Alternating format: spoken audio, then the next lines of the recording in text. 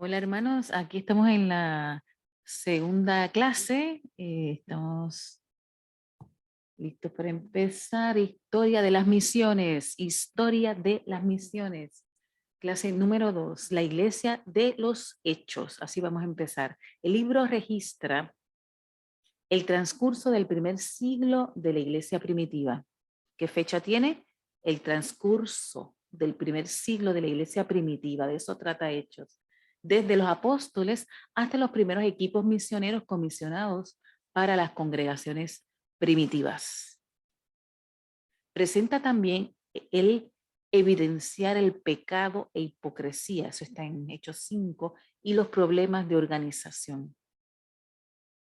Esos pecados de hipocresía, recuerden Ananías y Zafira, y los problemas de organización que él se refirió a un momento cuando los apóstoles estaban tan ocupados que dijeron, mira, no podemos encargarnos de las mesas y también de enseñar la palabra, no hay tiempo, vamos a buscar diáconos que nos ayuden. Y ahí se pusieron a orar y el Señor mostró al hermoso Esteban, ¿no fue? Así que esos fueron los problemas de organización. Ellos en el proceso se estaban organizando, era una iglesia naciente o la iglesia naciente. Así que los dos elementos, pecado de hipocresía o pecado e hipocresía y organización. Pablo no fue el único apóstol que cruzó fronteras culturales. Juan lo hizo también con la cultura griega. Y eso es importante. Pedro fue a Roma y Tomás hasta la India. La gente se movió. Empoderados para las naciones. Pues miren, está en Hechos 1, Hechos 8, Hechos 8:4, Hechos 8:10, Hechos 13. En Hechos 1 están en Jerusalén, están empoderados y ministran en Jerusalén. Ya luego en Hechos 8 están en Judea. Avanzado Hechos 8, ya el 4 están en Samaria. En Hechos 10 llegan a los gentiles en general. Y Hechos 13, lo último de la tierra.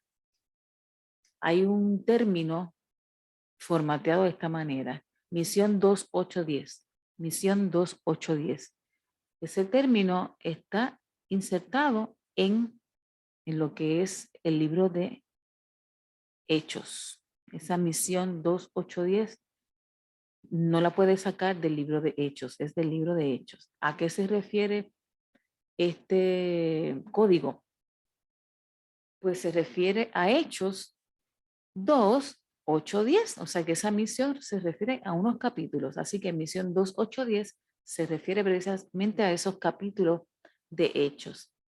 Mateo 16, 19 trae el tema de las llaves y dice así, y a ti te daré las llaves del reino de los cielos. Y todo lo que atares en la tierra será atado en los cielos, y todo lo que desatares en la tierra será desatado en los cielos. Entonces Pedro utiliza las llaves para abrir las puertas del Evangelio en las naciones. Aquí vemos 3 llaves muy lindas que nos puso la hermana Hilda. Las 3 llaves de Pedro. ¿Cuáles son y qué puertas abren esas llaves en esos versos 2, 8, 10 o los capítulos 2, 8, 10, 2, 8, 10 de los Hechos? Veamos la puerta número 1, Hechos 2. La puerta Hechos 2 abre la puerta de los judíos en la fiesta de Pentecostés. Hechos 2, en la fiesta de Pentecostés, pues ahí vemos a Pedro predicando y, y sobre todo el redarguyo de pecado. Le digo, ustedes que mataron a Jesucristo. Y ahí le trajo las buenas nuevas, les trajo redarguir para constricción de pecado y las buenas nuevas. En la fiesta de Pentecostés, segunda llave. La segunda llave, Hechos 8. Hechos 8 fue para abrir la puerta de los samaritanos a través de la imposición de manos y la concesión del don del Espíritu Santo. Así que los samaritanos, que sí estaban esperando donde adorar, como dijo la mujer samaritana, pero los judíos y samaritanos decía ella que no se llevaban.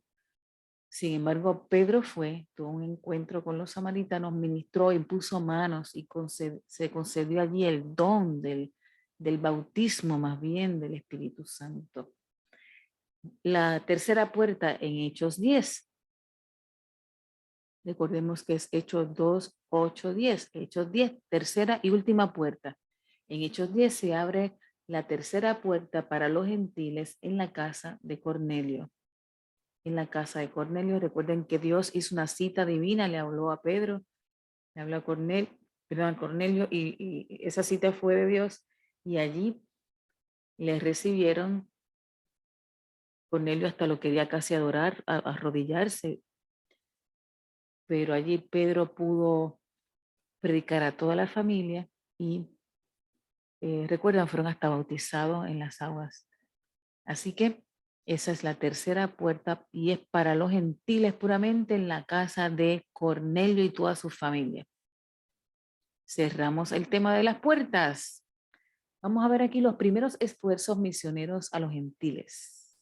Los primeros esfuerzos a los misioneros. De misioneros a los gentiles. Pues hubo una persecución y la persecución movió a los testigos dentro del resto de Judea y hacia la vecina región de Samaria. El establecimiento de la primera iglesia gentil fue en Antioquía y provocó que la iglesia se moviera más allá de sus fronteras culturales y geográficas. Así que la primera iglesia gentil surgió obligado en Antioquía. Entonces tenemos en Hechos 13, del 1 al 4, había entonces en la iglesia que estaba en Antioquía profetas y maestros, y por ahí este verso ya como que yo lo había leído. Ahí fue en Antioquía donde Pablo y Bernabé recibieron el llamado para salir juntos a su primer viaje misionero, por lo menos el de Saulo era el primero. Y en Antioquía, ¿verdad? Desde Antioquía salieron. Romanos 15, el 18 al 21, porque no os sabía hablar sino de lo que Cristo ha hecho por medio de mí para la obediencia de los gentiles, con la palabra y con las obras, con potencia de señales y prodigios en el poder del Espíritu de Dios. Así que Pablo aquí está declarando su compromiso con el llamado hacia los gentiles. De manera que desde Jerusalén y por los alrededores hasta Ilírico, todo lo he llenado del Evangelio de Cristo. Y de esta manera me esforcé a predicar el Evangelio, no donde Cristo ya hubiese sido nombrado, para no edificar sobre fundamento ajeno, sino, como está escrito, aquellos a quienes nunca les fue anunciado acerca de él, verán. Y los que nunca han oído de él, entenderán. Entenderán en francés quiere decir escuchar, fíjense, entender. El movimiento cristiano.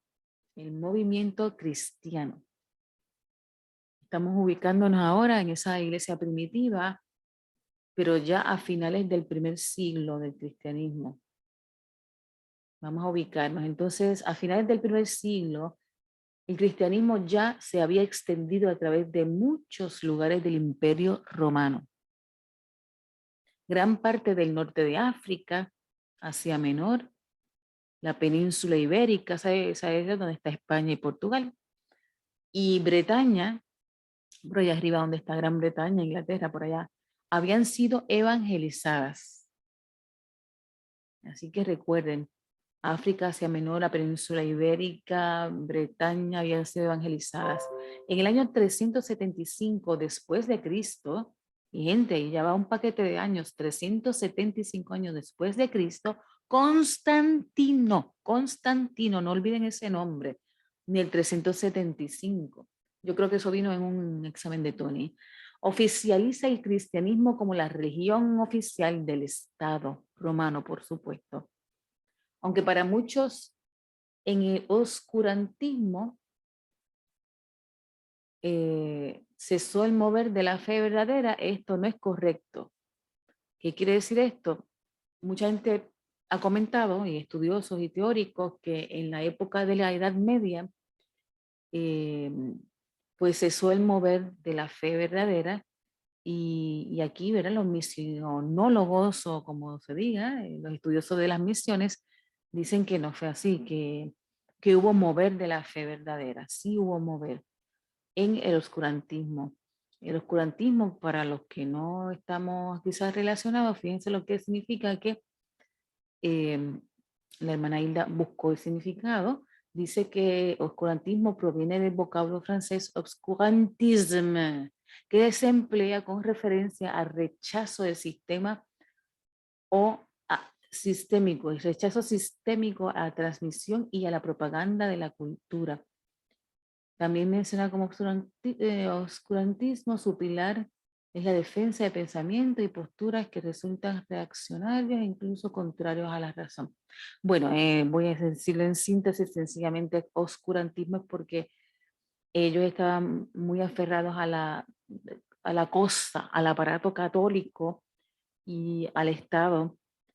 Ahí pues ahí no hubo grandes movimientos que se vieran de fe, ni se dejaba pensar mucho. Después vino el Renacimiento y ahí fue que la gente empezó a pensar por sí misma.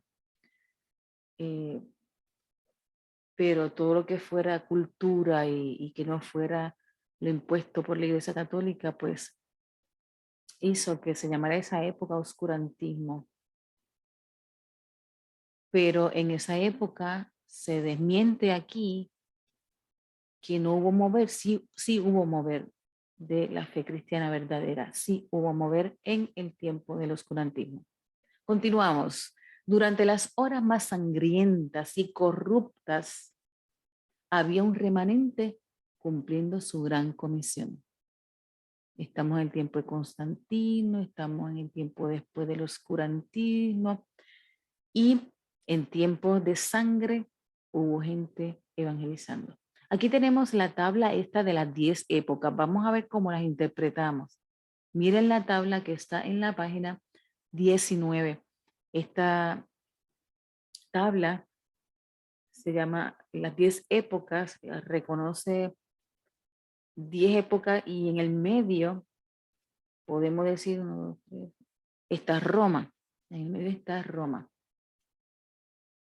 Hay 5 épocas que son los primeros 2000 años antes de Cristo. Después vemos una cruz que es el Imperio Romano y después está, después de ese tiempo de los romanos, está 2000 años después de Cristo. Así se divide, como que Roma está en el medio. Y Roma, y evidentemente la presencia de Jesucristo en el tiempo de los romanos. Vamos a mirarlo entonces desde el inicio. Vamos a ver dos torres, aquí está quiénes fueron los que ministraron, o cómo se le llamó, mejor dicho, a esa época. Y después a la derecha dice mecanismos o agentes de misión. ¿Qué Dios usó? ¿Qué mecanismo Dios usó para las misiones? ¿O qué agentes? Puede ser una persona que Dios usó. Pues vamos a verlo. La primera época fueron los patriarcas. ¿Recuerdan? Abraham, Isaac y Jacob. Eh, Moisés fue un patriarca también. Fue ese tiempo. Y pues ahí no hay acá a la derecha nada porque los patriarcas fueron los mecanismos. Coincide que ellos fueron los mecanismos a quienes Dios usó. Luego vino el tiempo de la cautividad. Recuerden Babilonia, ¿verdad?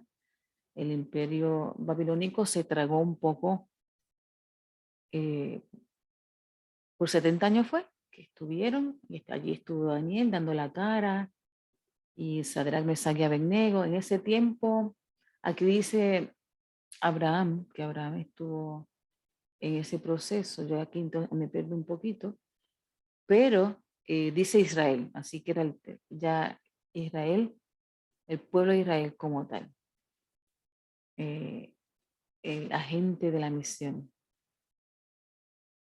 Luego vinieron los jueces, estamos todavía 200 años antes, 216, 2000, perdón, antes de Cristo. Los jueces, estaban los jueces, ya sabemos todos los jueces, las hemos estudiado. Después vinieron los reyes. Perdón, ahí fue que vino el exilio, cuando los reyes fue que vino el exilio. Entonces, eh, toda esa época de reyes, empezando por primer libro de Samuel, segundo libro de Samuel, con los reyes, Saúl y David y otros poquitos más. Y tuvimos el exilio. Y tuvimos el exilio. Disculpen, me confundí con la cautividad, no comprendo mucho esta tabla, pero vamos a ver cómo la pone el jefe, el profesor. Tenemos luego de los reyes el post-exilio. El post-exilio es el tiempo de la dispersión. Dice aquí, el post-exilio, podríamos decir que entonces el tiempo de Esdras, Nehemías, Esther, cuando Esdras hace que vuelvan a Jerusalén, pero no todos los judíos se fueron, así que por eso están dispersos. Ya luego está el Imperio Romano se impone y es la iglesia primitiva, la que ministra. Y luego tenemos momentos que están un poco lejanos de nuestras realidades, porque tenemos más contacto con Roma, pero aquí están. Sucedieron a los romanos los bárbaros, quienes le ministraron, pues los monjes católicos, recuerden que Roma es católica, los monjes y los celtas fueron los agentes misioneros hacia los bárbaros. Los bárbaros fueron a los vikingos, pero eh, la realidad es que los bárbaros por ahí no se convirtieron mucho, decía otra manera de leerse por ahí. Y los vikingos fueron influenciados por los bárbaros. eh, Así que el profesor dijo de mujeres que se casaron con los vikingos y dieron testimonio. Y pues así fue que los bárbaros finalmente se fueron convirtiendo. Luego los sarracenos, que son los árabes y musulmanes, eso llegaron a ellos, las palabras de Dios y los misioneros llegaron por invasión y también frailes católicos. Y los confines de la tierra es hoy día, eso le ha tocado a las misiones modernas alcanzarlas. Disculpen que esta tabla, ¿verdad?, está un poquito complicada.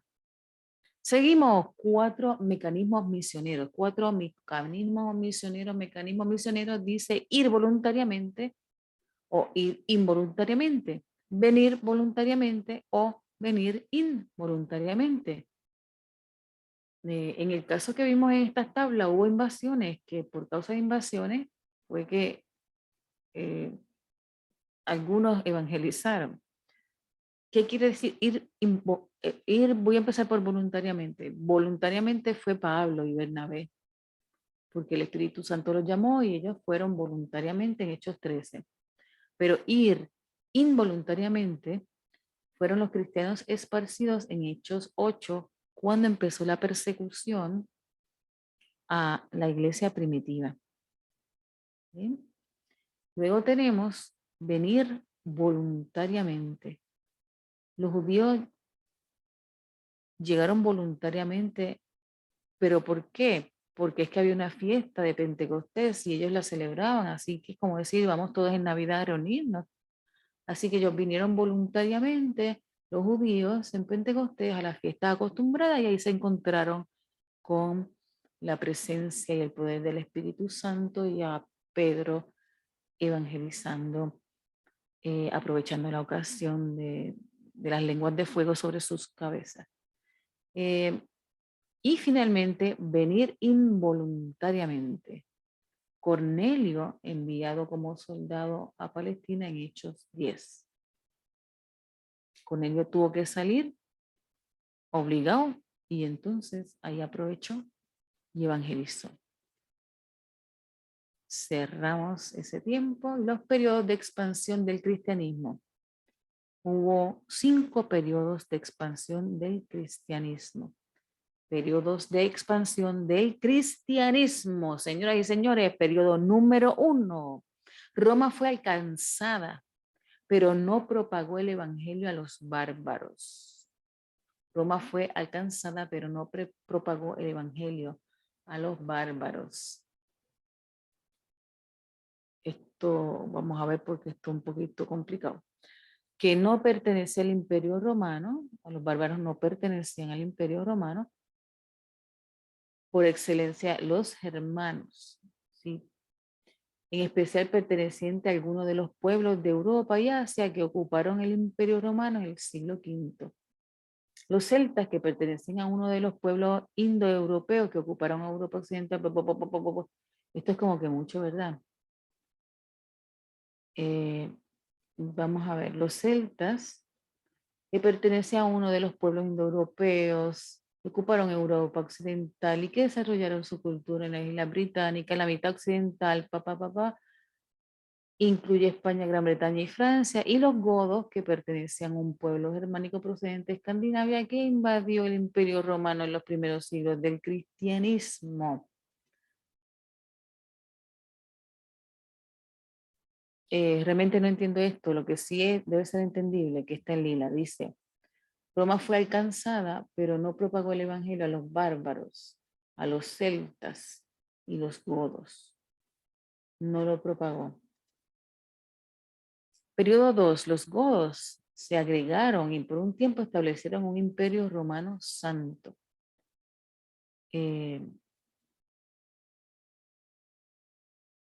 Esta partecita aquí vamos a tener que cortar aquí o mirarla con calma porque de verdad no está comprensible. No está muy comprensible. Me refiero a que la diapositiva tenía demasiada información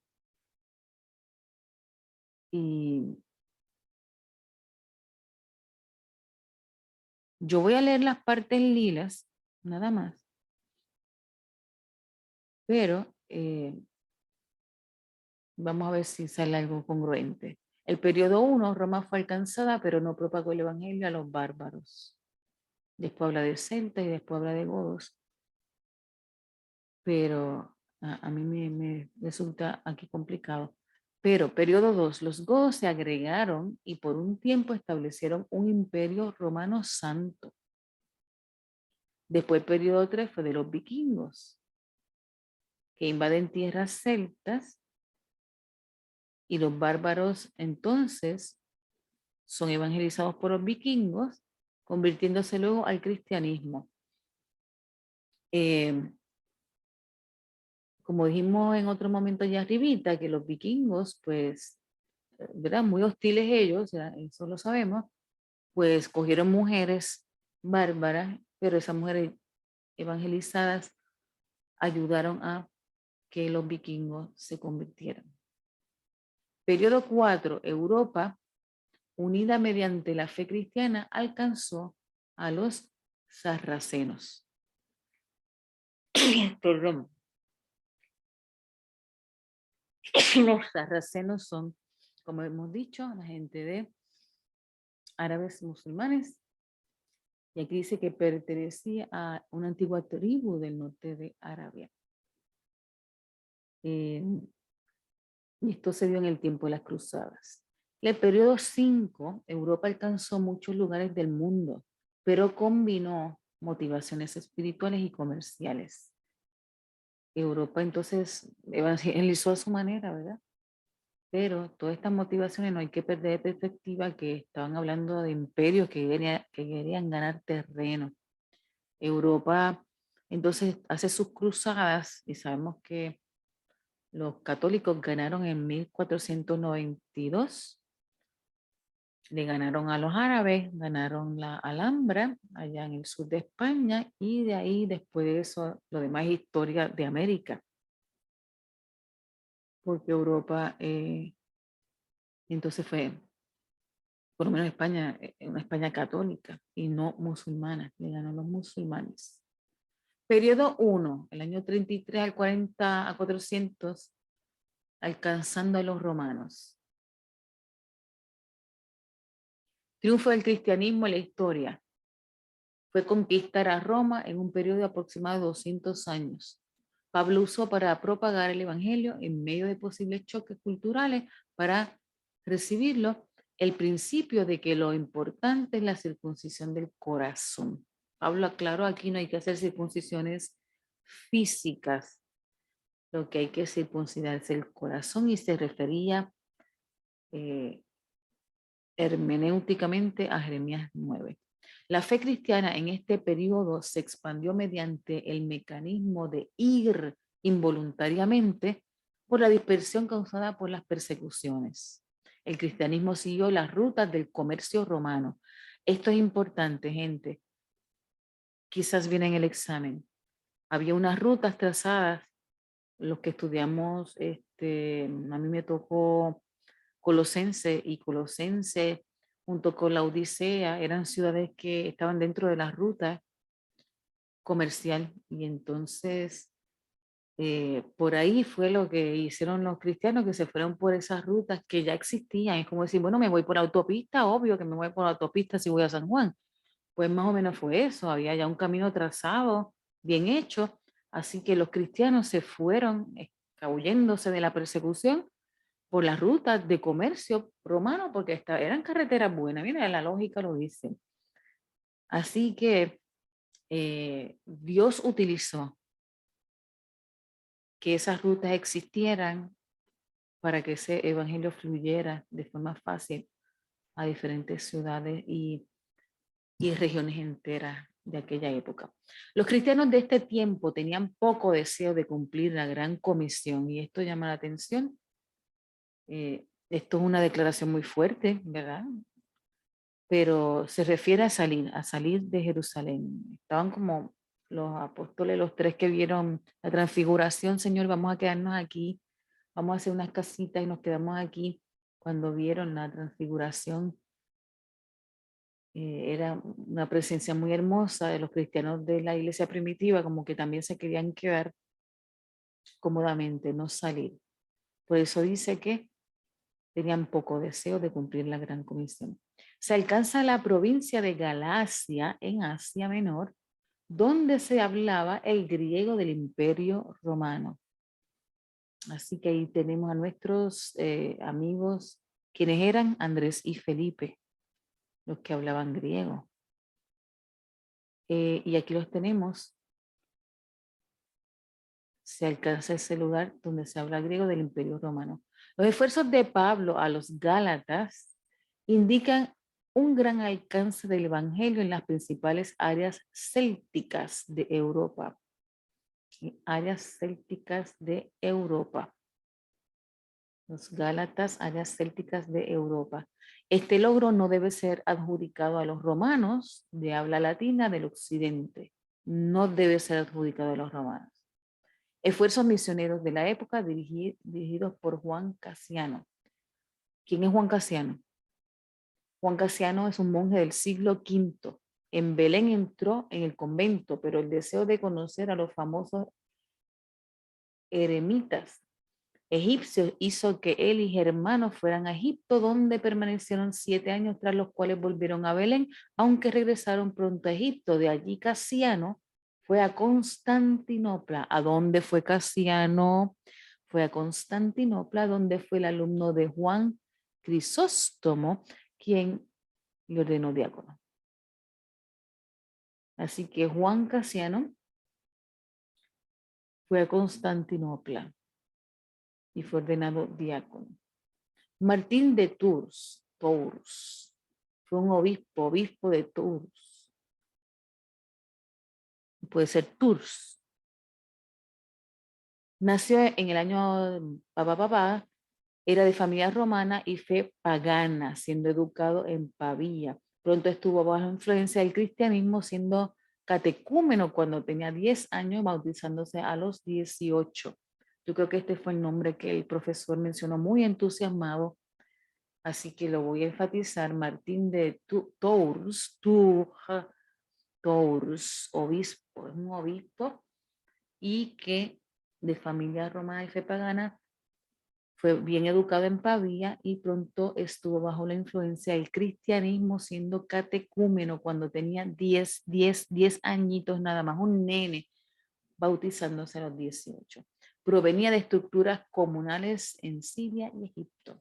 El avance del evangelio en Roma era imparable. ¿Escucharon eso bien? Imparable. El avance del evangelio en Roma, señoras y señores, era imparable. Luego se convierte en la religión oficial del Imperio Romano dirigido por Constantino por conveniencia. No voy a entrar en eso, pero por conveniencia Constantino, ¿verdad? Pues echó para adelante la religión cristiana como la religión oficial del Imperio Romano. Eso nos convino y Dios utilizó ese fenómeno de ser una iglesia perseguida, radical y marginada a ser la iglesia oficial del imperio más grande del mundo, o de los imperios más grandes del mundo, pero bueno, en aquel momento quizás por allá por China habría otro imperio fuerte, pero Occidente acá, pues Roma era la más grande del mundo. Se estableció un gobierno político-religioso, político-religioso. Estado Unida, Iglesia y Estado. Evidentemente la Iglesia Católica con la política. Cosas que han perduraron por mucho tiempo dolorosamente. Entonces terminamos el periodo 1, vamos ahora al periodo 2. Vamos a alcanzar a los bárbaros. Vamos a repasar de qué trataba el periodo 1. El periodo 1 era de los romanos. El periodo 1 era el de los romanos, año 33 al 400, después de Cristo. Es el periodo 1 cuando los misioneros alcanzaron a los romanos y esto fue a fuete limpio. Pero tenemos el periodo 2 del año 400 al 800 y ahora alcanzando a los bárbaros. Leo lo siguiente. A medida que los bárbaros se convirtieron al cristianismo, fueron una amenaza a Roma. Los esfuerzos misioneros habían llevado a visigodos, ostrogodos, a una fe superficial. No se dice por qué fue una amenaza a Roma, pero podemos suponer que como ellos eran ejército y se convierte al cristianismo, dado que había más gente cristiana, quizás el grupo era muy grande, amenazante. Bueno, seguimos. Los esfuerzos misioneros habían llevado a visigodos y ostrogodos a una fe superficial. Quiere decir que realmente no se convirtieron, era como una cosa, como llamamos cristianismo nominal, de nombre, como mucha gente que va a las iglesias evangélicas o católicas por visitar la iglesia el domingo y pasarla bien, pues es superficial. Romanos seculares se percataron del beneficio que tuvo el evangelio en estas vidas y las suyas. Los romanos seculares recibieron testimonio del evangelio, porque parece que alguna gente de estas sí daba buen testimonio. Un gobierno más firme en el cristianismo hubiera evitado el colapso de poder. Suponemos que se refiere a Roma, que pues colapsó en un momento, y si hubiese estado más firme el cristianismo, quizás no hubiese sucedido eso. Mientras los romanos perdieron la mitad occidental de su imperio, el mundo bárbaro ganó la fe cristiana. Mientras los romanos perdieron la mitad de occidente de su imperio, el mundo bárbaro ganó la fe cristiana. La invasión tuvo como resultado que en Roma se formaran dos denominaciones, Aria y Atanasia. Mucho nombre por ahí. Se encontraba también en el panorama la iglesia céltica de los celtas. Los celtas, pues, vamos a verlo como un grupo étnico. Entonces existía una organización conocida como los benedictinos. Esa es una organización católica. Oficialmente la orden de San Benedicto son una orden religiosa monástica, o sea que son monjes que se encierran en los monasterios de la Iglesia Católica que sigue la regla de San Benito. A veces también se les llama a los monjes negros en referencia al color de sus hábitos religiosos. Y estos monjes compitieron posteriormente con los celtas en las misiones a Europa. Así que los celtas y los benedictinos compartieron sus misiones a Europa. Más de 1000 puestos misioneros se habían desarrollado. Más de 1000 puestos misioneros se habían desarrollado. Surgieron evangelistas viajeros como Columbano en el año 500 y Bonifacio en el año 700. Repito, estamos aquí en este montón de sucesos de que están alcanzando a los bárbaros, que Roma está cayendo, que sin embargo el mundo bárbaro está ganando fe cristiana y pues más de 1000 puestos misioneros se habían desarrollado. Surgieron evangelistas viajeros, o sea, evangelistas que no solo estaban en la región, sino que se desplazaban y viajaban mucho, como Columbano de Columbia. Columbano se llama Columbano, año 500, y Bonifacio, yo creo que ese nombre viene en el examen. Bonifacio, Boni, de bono o de bueno, Bonifacio, año 700. Seguimos. La Europa bárbara fue conquistada por el testimonio de los celtas y anglosajones que por esfuerzos misioneros, aquí hay un poquito, yo había visto esto en las diapositivas que la oración estaba un poco extraña. Así que vamos a ver qué podemos hacer con esta oración, que me dio trabajo cuando la vi allí. Y de ello la comentamos que esta oración está un poco confusa. La Europa bárbara fue conquistada por el testimonio de los celtas y anglosajones que por esfuerzos misioneros de Italia o Galia. Esta oración le falta algo, lamentablemente. Puede ser que fue conquistada por el testimonio de los celtas y anglosajones más que por los esfuerzos misioneros de Italia y Galia. O Galia. No sé si es así, así que esto aquí no se lo preguntamos al profesor y pues hay que repasar lo que hemos leído antes a ver si realmente los bárbaros fueron evangelizados por más bien los celtas y anglosajones. Cuando dice Bretaña, ¿se acuerdan Bretaña? Esos son los anglosajones. No, es la misma cosa, anglosajones y Bretaña, pues es lo mismo. Y los celtas que ya se habían convertido, pero no se comprende en esta oración esta otra parte de la oración que dice que por esfuerzos misioneros de Italia o Galia. ¿Sí? Eso pendiente. Moscú, o sea, la capital de Rusia. Moscú se convertía en una tercera Roma para los recién cristianizados rusos descendientes de los romanos. Moscú se convertía en una tercera Roma para los recién cristianizados rusos descendientes de los romanos. Realmente aquí no explica qué significa ser una nueva Roma, una tercera Roma. Pero usted embotellelo y si viene, usted empata eso ahí como pueda. Moscú, Rusia se convierte en una tercera Roma para los recién cristianizados rusos descendientes de los romanos. Los rusos descendientes de los romanos. Ok. Continuamos. Hay cositas que debimos preguntar, gente. Tenemos que preguntar. Cuando el profesor está dando esto, si no entendemos. Empezando por mí. Al final del periodo aparece Carlomagno, fundador del Sacro Imperio Romano.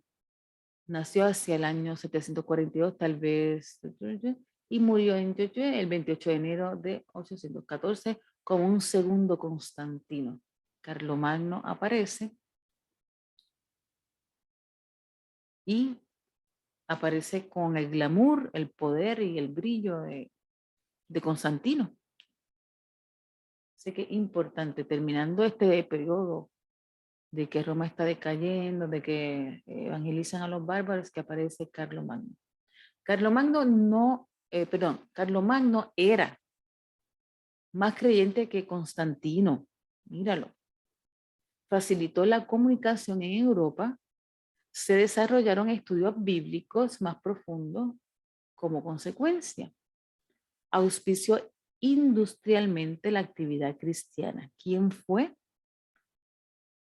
No fue Cristo, fue Carlomagno, que Cristo lo habrá inspirado. Era más creyente que Constantino, por lo cual hizo cosas más auténticas. ¿Cuáles? Facilitó la comunicación en Europa. Se desarrollaron estudios bíblicos más profundos y se auspició industrialmente la actividad cristiana.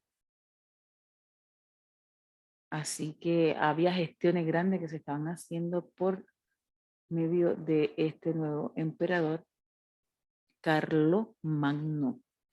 Surgen las ideas de las escuelas públicas, las cuales fueron impulsadas por misioneros y estudiosos como Alcuino.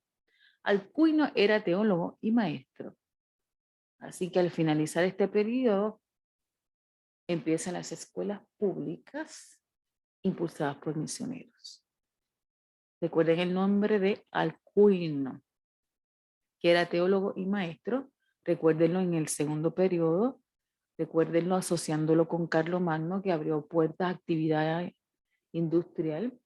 Y Alcuino era teólogo y Alcuino era uno de esos maestros de esas escuelas públicas que se abrieron. Asocienlo por favor con Carlomagno y la apertura y la bendición que trajo Carlomagno a los estudios y a la teología del momento y la bendición que fue Carlomagno para la iglesia del momento.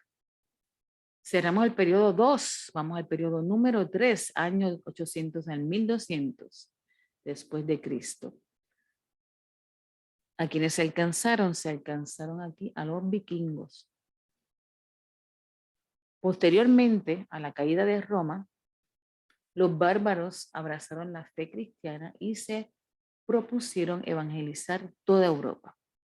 Así que estamos pensando ya que cuando inicia este periodo, el tercero, ya ha caído Roma como imperio.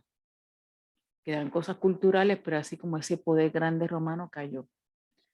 Y los bárbaros abrazan la fe cristiana ya formalmente y se propusieron evangelizar toda Europa. No hay que perder de perspectiva que esto es amor al poder también y conquista y dominar. Lamentablemente fracasaron en alcanzar lugares situados más allá de su esfera de influencia, como en las partes más lejanas del continente al norte, Escandinavia. No pudieron ir muy lejos. Los vikingos no eran cristianos ni personas civilizadas. Ahí aparecen entonces estos otros personajes de los que trata precisamente el periodo 3, alcanzando a los vikingos. Los vikingos no eran cristianos ni personas civilizadas, eran salvajes. Eran hombres diestros en la navegación, eso sí, hombres diestros en las navegaciones. Regiones de preparación de misioneros localizados en las islas de Lona y en parte de Lindisfarne estaban amenazadas. Así que no sé qué tiene que ver mucho con estos misioneros, pero hay regiones que estaban peligrando. Entonces, estos centros fueron atacados docenas de veces. Así que nos imaginamos que fueron atacados por vikingos. Estos lugares eran santuarios. Se escogió localizarlos allí porque eran invulnerables a los ataques terrestres. En cambio, con los vikingos se volvieron vulnerables a ellos. Es decir, que nadie le metía el diente y era lugar seguro estos lugares donde estaban misioneros, pero cuando llegaron los vikingos, como ellos eran salvajes, trepaban techo y trepaban cuanta cosa había que trepar, pues ya no eran invulnerables, ya de verdad, pues los vikingos podían acceder a ellos y los atacaron. Los vikingos quemaban iglesias, mataban a los fieles y vendían a los monjes como esclavos. A pesar de todo, en esta situación, los conquistadores fueron conquistados por la fe de los cautivos. Buenas noticias, gente. A pesar de estas bestias, eh, maltrataron a gente, pero esta gente le daba fe de Jesucristo, le daba testimonio. Y los conquistadores, los vikingos, fueron conquistados. ¿Por quiénes? Por los creyentes, por la fe de los cautivos. Siendo cautivos, siendo presos, siendo esclavizados, ellos le dieron testimonios. Aquí es una historia hermosa. Los vikingos quemaron manuscritos del mundo antiguo. Lamentablemente, como eran tan brutos, no sabían distinguir cosas culturales de valor, pues quemaron manuscritos del mundo antiguo. Misioneros y eruditos recorrieron desde Irlanda hasta Inglaterra, más allá de las fronteras del imperio carolingio. Carolingio quiere decir el imperio de Carlomagno, pero con destrucción y desolación. O sea que misioneros y eruditos recorrieron desde Irlanda hasta Inglaterra, pero no lo hicieron bien porque lo hicieron a una manera violenta, destructiva, y causaron desolación. O sea que ellos arrasaron, lamentablemente. Sus ocupantes, los ocupantes de Irlanda hasta Inglaterra, toda esa parte de Europa del Norte, sus ocupantes fueron asesinados o vendidos como esclavos en Europa, a diferencia de los bárbaros que con su fe liviana perdonaban la vida y la propiedad. Los vikingos cortaban las cabezas y pues sencillamente dejaban a la gente sin cabeza, así que no hay que perdonar a quien no tiene cabeza. Sin embargo, los bárbaros sí perdonaban la vida. Los vikingos eran atraídos a las iglesias porque en este territorio tenían muchos lujos. Quizá la congregación tenía y quería un brillo que atrajo esta codicia. Una vez más, cuando los cristianos no hacían nada por alcanzarlos, los paganos eran atraídos hacia ellos. Interesante. Los monjes clérigos y mujeres de fe que fueron forzados a ser esposas de sus nuevos amos fueron quienes se ganaron estas vidas para Cristo. Los paganos se los ganaron. Monjes, clérigos y mujeres de fe se ganaron a esos paganos vikingos para Cristo. Pareciera ver que la redención de los no alcanzados era más importante que las tragedias y homicidios cometidos. Al final de cuentas, él permitió la muerte de Jesús por la redención de todo. Hubo gente que murió inocente en medio de todo esto y Dios lo permitió, pero también pensamos que permitió la muerte de Jesús para redimirnos a todos. Los vikingos quemaron.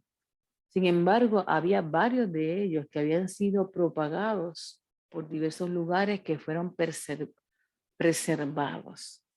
La llama de la evangelización de Irlanda se apagó. La llama de la evangelización de Irlanda se apagó.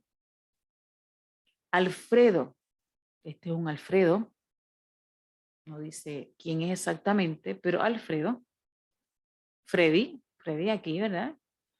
No le diga así, mire, no ponga eso en el examen, pero Alfredo encabezó con éxito guerrillas que tenían interés en pérdidas espirituales y físicas. Ese personaje que se llama Alfredo es interesante. Así que cuando pensamos en que los vikingos esto estaban cortando cabeza, en medio de eso pasan varias cosas. La llama de la evangelización en Irlanda se empieza a apagar. Alfredo tomó una iniciativa positiva porque encabezó con éxito guerrillas que tenían interés en pérdidas espirituales y físicas. Le importaba ¿verdad? Este problema de que estuvieran perdiendo gente, vida física y vida en el sentido espiritual. Alfredo se preocupó. Dejó a un lado el ideal de adorar por medio del latín. Mire qué cosa linda hizo Freddy hizo otra cosa. Dejó a un lado la idea de adorar por medio del idioma latín e inició el uso del idioma anglosajón, el inglés. Que aquí hablar, todo el mundo va a leer la Biblia en inglés y la misa no va a ser en latín. Luego, la invasión no fue una victoria del paganismo. O sea que el paganismo siguió. ¿O cómo fue? La invasión no fue una victoria del paganismo. Reflexiones sobre esto, a ver qué quiere decir. ¿Será la invasión de Alfredo? No fue una victoria del paganismo. Bueno, si no fue una victoria del paganismo, entonces ¿quién fue la victoria? Suponemos de Alfredo. Lo que Inglaterra perdió lo ganó Escandinavia. Benito de Aniane, usted revise lo que quiere decir esa oración, la invasión no fue una victoria del paganismo. Y si tomó algún apunte, porque aquí yo no tengo apuntes míos y no tenemos más pistas, esto es lo que había en la diapositiva. Bien, seguimos. Benito de Aniane, se lee así en francés. Aniane inspiró una pequeña reforma en Cluny en el año 910. Aparecen las redes de casas hijas relacionadas a una casa madre. Estos son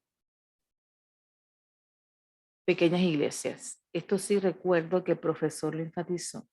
Así que Benito de Aniane o Anián inspiró una pequeña reforma en Cluny en el año 910.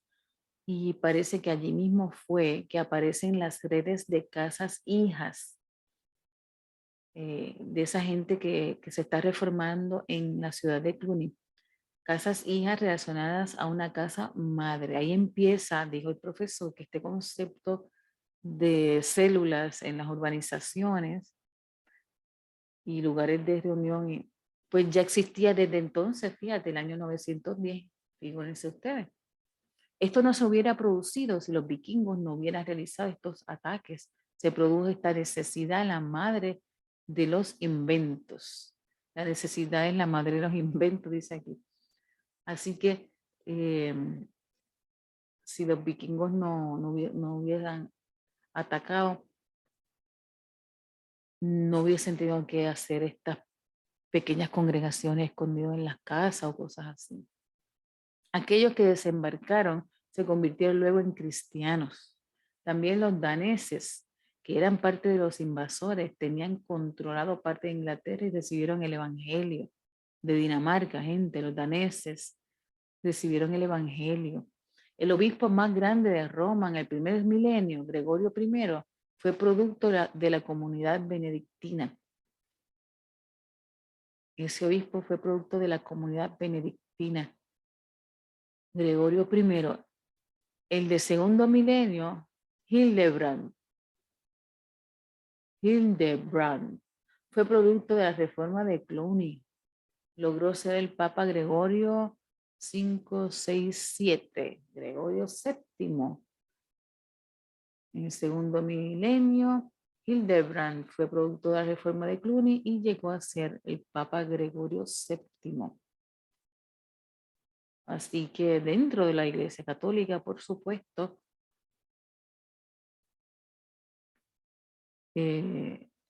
vamos a decir que se propagó el Evangelio. Luego tenemos ya dos monjes, ¿verdad? Dos papas, monjes. Tenemos un tercero, Inocencio III. Dice aquí que surge Inocencio III, quien comisionó la primera orden misionera, los frailes. Así que fueron comisionados por la Iglesia del Estado. El avivamiento de Cluny, una región de Francia, produjo una nueva reforma en beneficio de la sociedad en general. Parece que fue muy grande el avivamiento de Cluny. Y aquí nos da otro dato, que Cluny es una región de Francia y produjo una nueva reforma. ¿En qué año? Mira, acá arriba dice 910 y por Benito de Anián. Ese fue el que inspiró la nueva reforma. Benito de Anián, la nueva reforma de Cluny en Francia. Y cerramos el número 3. Ahora vamos al periodo número 4, año 1200 al 1600, alcanzando a los sarracenos. Sarracenos, que son los árabes musulmanes. Comenzó con un gran instrumento evangelístico, los frailes. Así que los frailes evangelizaron a los sarracenos. Surgen las cruzadas. Exacto, hasta 1492, 1905 hasta 1492, fueron las horribles cruzadas, todo el mundo peleando, los católicos contra los musulmanes. Las luchas eran reflejo del espíritu vikingo. En el fondo, estas luchas tenían la bestia por dentro, el espíritu vikingo. No solo fue un derramamiento de sangre para los mismos europeos, eso fue una cosa, eso era derroche de sangre, una herida para los pueblos musulmanes, sino también un golpe a la unidad cristiana en Oriente y Occidente. Eso fue ese tiempo de las cruzadas. Sangre pura, una herida para los pueblos, cristianos y musulmanes, de ambos lados. La invasión de los vikingos resultó ser al mismo tiempo una bendición. Miren qué ironía. La invasión de los vikingos resultó ser al mismo tiempo una bendición. A este punto se podía establecer que Europa estaba cristianizada, pero ¿estaría preparada para evangelizar el mundo? Estamos hablando que estamos entre 1095 a 1492, o sea que estamos hablando de 400 años aquí de por medio. Y los vikingos estaban listos. Fueron una bendición. A este punto se podía establecer que Europa estaba cristianizada. Nunca antes había ocurrido un movimiento masivo a pueblo extranjero.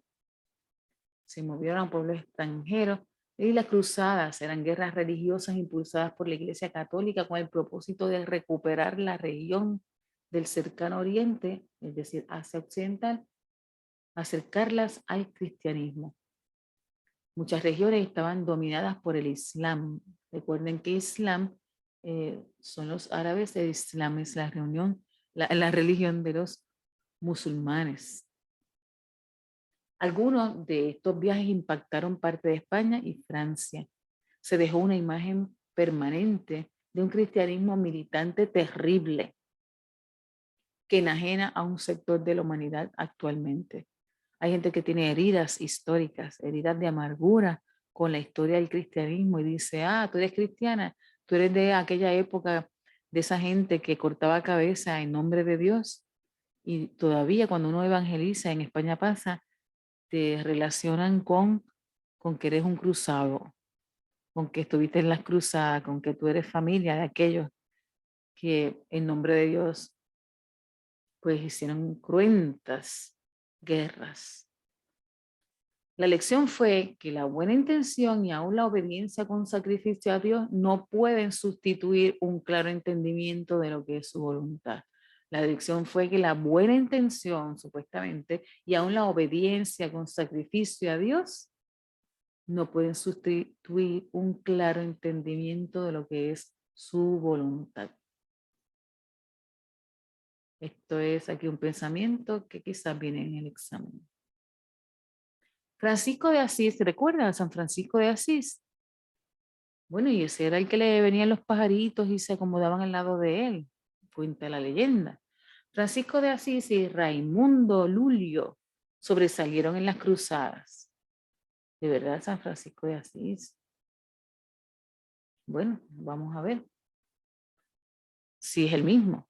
Principalmente las cruzadas afectaron a los musulmanes respecto a la imagen del cristianismo, los únicos cuya visión dentro de la voluntad de Dios les permite comprender que la sustitución de las hermosas palabras del Evangelio por la guerra y la violencia no es el medio para extender las bendiciones de Dios dadas a Abraham y a sus hijos de la fe.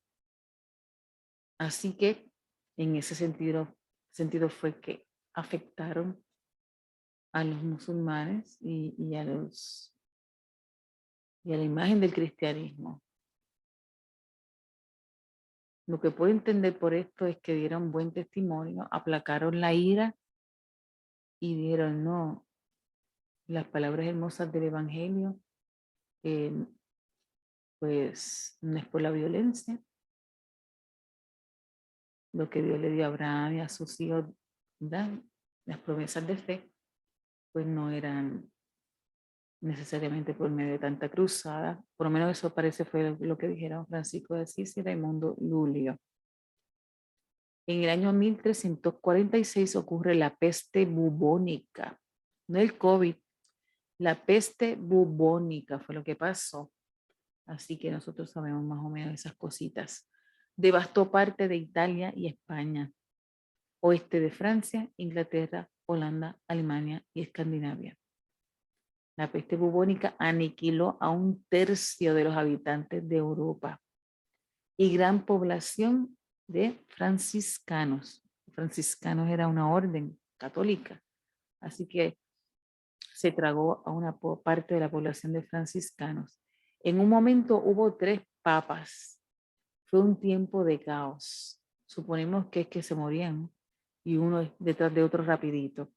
Más allá de que la reforma fuese un movimiento cristiano en contra y como reacción de la decadencia del movimiento cristiano, fue también una manifestación de una vitalidad que estaba surgiendo en el pueblo cristiano. Era evidente el retorno de la lectura e interpretación bíblica. ¿Qué quiere decir aquí? Llega la reforma. Eso es lo que quiere decir. Llegó la reforma protestante por Martín Lutero y no es solamente estar en contra y reaccionando a la decadencia de la Iglesia Católica, sino que más bien fue una manifestación de vitalidad, de vida que estaba surgiendo en el pueblo cristiano, porque el Espíritu estaba avivando, estaba dando luz, revelación teológica. Así que era evidente el retorno de la lectura a las escrituras y a la interpretación de la Biblia. La reforma protestante, entonces tenemos aquí fecha, inicia en 1517 hasta 1648, la reforma protestante. 1517 a 1648, el líder más reconocido fue ¿quién? Martín Lutero, ese mismo. La predicación evangélica alcanzó a Italia, España, Francia, Alemania e Inglaterra. Los protestantes, lo que quiere decir la predicación evangélica a través de los protestantes. Este periodo terminó con una Europa romana que se expandió tanto política como religiosamente a través de los 7 mares. Vamos entonces al periodo 5 hasta los confines de la tierra. Y voy a pausar aquí para dejar esto en otro video.